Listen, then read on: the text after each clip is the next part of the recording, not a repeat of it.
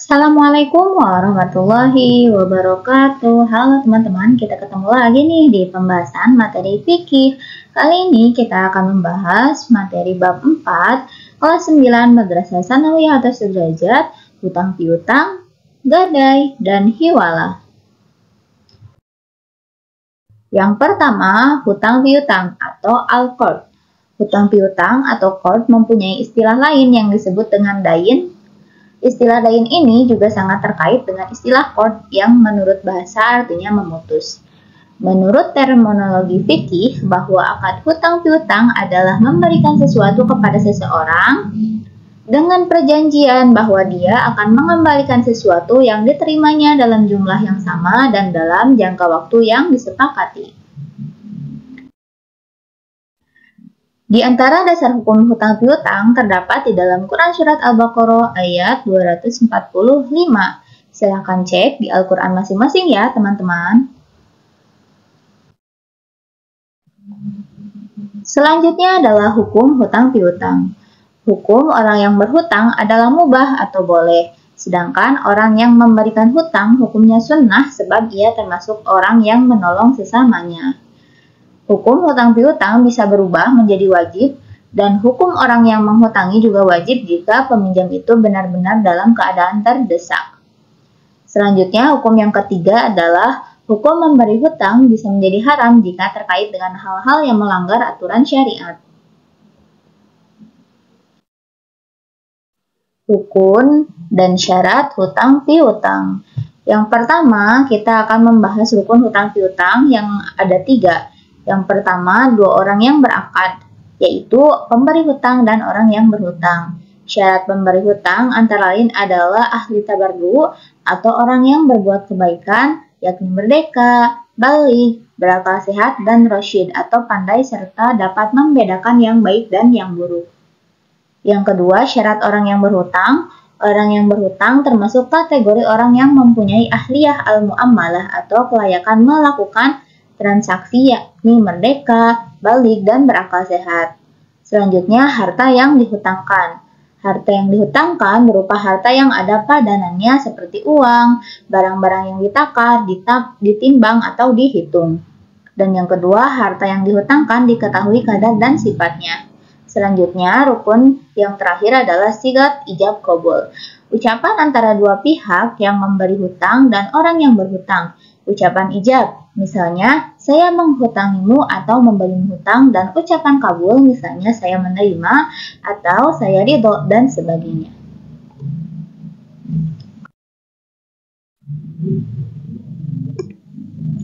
Ketentuan hutang piutang. Yang pertama, hutang piutang sangat dianjurkan untuk ditulis dan dipersaksikan walaupun tidak wajib. Pemberi hutang tidak boleh mengambil keuntungan atau manfaat dari orang yang berhutang. Yang ketiga, melunasi hutang dengan cara yang baik dan tidak menyakitkan. Yang keempat, berhutang dengan niat baik dan akan melunasinya. Yang kelima, tidak berhutang kecuali dalam keadaan darurat atau mendesak. Dan yang keenam, jika terjadi keterlambatan karena kesulitan keuangan, hendaklah orang yang berhutang memberitahukan kepada orang yang memberikan hutang, karena hal ini termasuk bagian dari menunaikan hak orang yang memberikan hutang.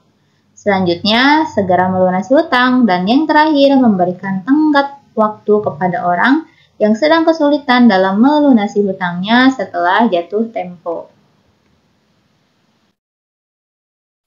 Tambahan dalam hutang piutang. Yang pertama, penambahan yang disyaratkan, dan yang kedua, penambahan yang tidak disyaratkan. Adapun untuk penjelasan selanjutnya boleh teman-teman cek di buku pegangan ya.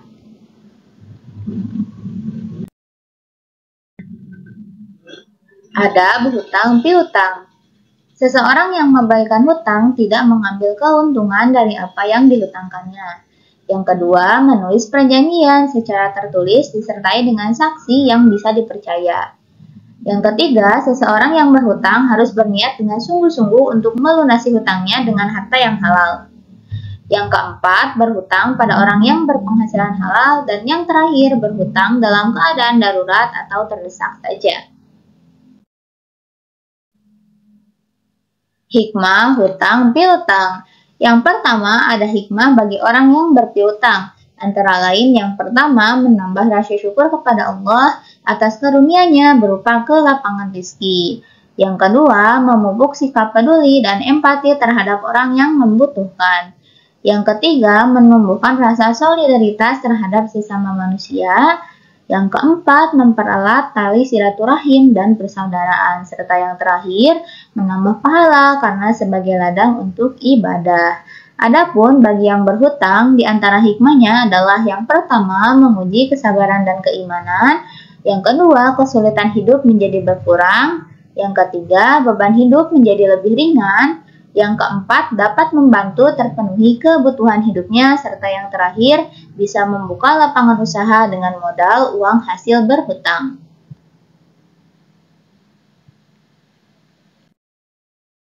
Selanjutnya, kita akan membahas mengenai gadai atau rohan. Rohan secara etimologis berarti subut atau tetap dan dawam atau terus-menerus. Rohan secara terminologi adalah menjaga harta benda sebagai jaminan hutang agar hutang itu dilunasi atau dikembalikan atau dibayarkan harganya jika tidak dapat mengembalikannya atau jika dia berhalangan untuk melunasinya.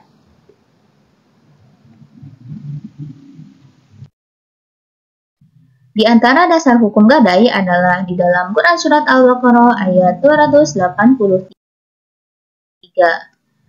Adapun rukun gadai yang pertama adalah dua orang yang melakukan akad gadai, yang kedua barang yang digadaikan, yang ketiga hutang, dan yang keempat sigot ijab qabul.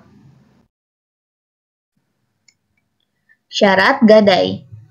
Syarat gadai yang pertama adalah syarat dua pihak yang berakad, yaitu baligh, berakal, dan rushd, memiliki kemampuan mengatur dan mampu membedakan antara baik dan buruk.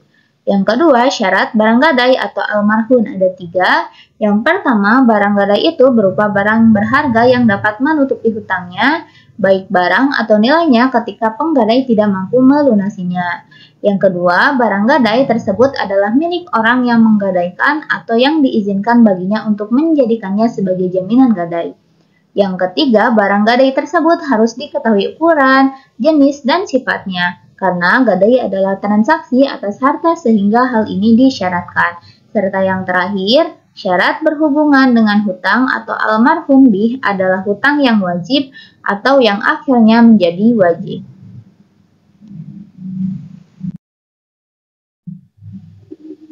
Ketentuan umum dalam gadai. Yang pertama, barang yang dapat digadaikan. Yang kedua, barang gadai adalah amanah. Serta yang ketiga, barang gadai dipegang oleh si pemberi hutang.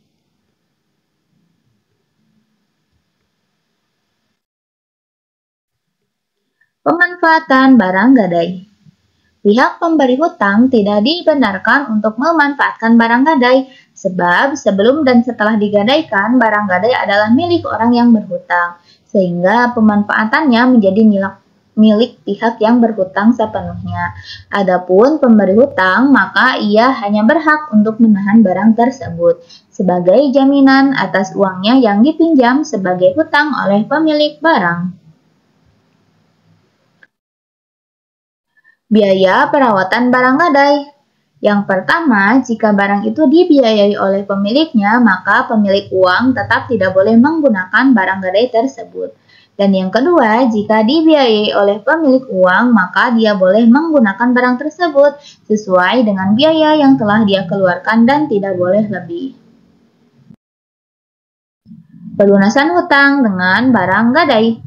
Apabila pelunasan hutang telah jatuh tempo atau sesuai dengan waktu yang disepakati kedua belah pihak, maka orang yang berhutang berkewajiban melunasi hutangnya kepada pemberi hutang. Bila telah lunas, maka barang gadai wajib dikembalikan kepada pemiliknya. Namun, bila orang yang berhutang tidak mampu melunasi hutangnya, maka pemberi hutang berhak menjual barang gadai itu untuk menutupi hutang tersebut.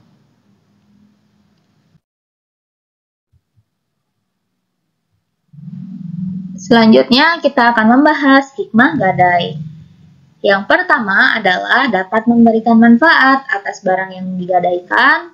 Yang kedua, dapat memberikan keamanan bagi rahin atau orang yang menggadaikan dan murtahin penerima gadai bahwa dananya tidak akan hilang. Yang ketiga, dari sisi rahin juga dapat memanfaatkan dana dari hutangnya untuk usaha secara maksimal sehingga membantu roda perekonomian menuju kesejahteraan yang lebih baik. Materi kita yang akan dibahas selanjutnya adalah mengenai hiwalah. Hiwalah secara bahasa artinya pindah. Menurut syara, hiwalah adalah memindahkan hak dari tanggungan muhil kepada muhal alaih atau yang menerima hiwalah. Di antara dasar hukum hiwalah adalah terdapat di dalam Quran Surat Al-Baqarah ayat 282.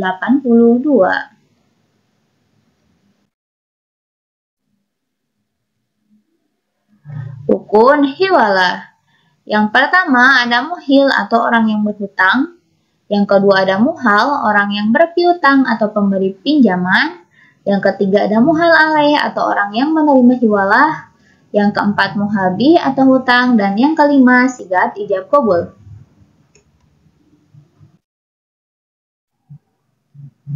Syarat hiwalah. Yang pertama muhil atau orang pihak pertama. Syaratnya adalah balik dan berakal, serta yang kedua ridho atau tidak dipaksa. Jika muhil dipaksa untuk melakukan hiwalah, maka tidak sah. Yang kedua muhal, syaratnya yang pertama adalah balik dan berakal, serta yang kedua ada persetujuan dari muhal terhadap muhil yang melakukan hiwalah. Selanjutnya syarat untuk muhal alaih, yang pertama adalah balik dan berakal, serta yang kedua ada persetujuan atau ridho dari muhal alaih.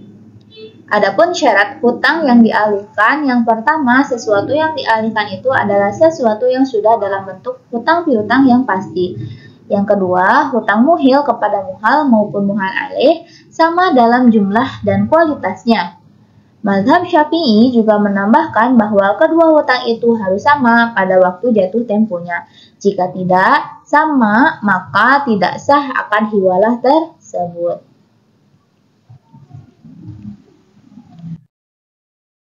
Selanjutnya, kita akan membahas mengenai konsekuensi hiwalah. Yang pertama, kewajiban muhil kepada muhal untuk membayar hutang dengan sendirinya menjadi terlepas. Dan yang kedua, adanya hak muhal untuk menuntut pembayaran hutang kepada muhal alaih. Jenis hiwalah. Yang pertama, kita lihat dari segi objek akadnya. Hiwalah dibagi menjadi dua jenis. Yang pertama ada hiwalah al-haq, yaitu hiwalah apabila yang dipindahkan itu hak menuntut hutang. Yang kedua ada hiwalah ad-dain, yaitu apabila yang dipindahkan itu kewajiban untuk membayar hutang. Selanjutnya kita akan mengetahui mengenai jenis hiwalah dari segi akad. Yang pertama ada hiwalah al-muqayyadah atau pemindahan bersyarat, yaitu pengalihan sebagai ganti pembayaran hutang muhil kepada muhal. Dan yang kedua hiwalah al-mutlaqah, yaitu pengalihan hutang yang tidak ditegaskan sebagai ganti rugi terhadap pembayaran hutang muhil kepada muhal. Masa berakhirnya hiwalah. Akad hiwalah dianggap berakhir jika yang pertama salah satu pihak membatalkan akad sebelum akad itu berlaku tetap. Yang kedua, muhal melunasi hutang yang dialihkan kepada muhal alaih. Yang ketiga, jika muhal meninggal dunia, maka muhal alaih wajib membayarkan hutangnya. Dan yang terakhir, muhal membebaskan muhal alaih dari kewajiban hutang yang dialihkan. Hikmah hiwalah. Hikmah hiwalah yang pertama adalah jaminan atas harta orang yang memberi hutang kepada orang lain, di mana orang yang berhutang tidak mampu membayar hutangnya. Dan yang kedua, membantu kebutuhan orang lain, di mana muhil atau orang yang berhutang akan terbantu oleh pihak ketiga muhal alaih. Baik, cukup sekian pembahasan kita pada materi kali ini. Semoga bermanfaat. Mohon maaf apabila ada kesalahan. Don't forget like, comment, and subscribe. Assalamualaikum warahmatullahi wabarakatuh.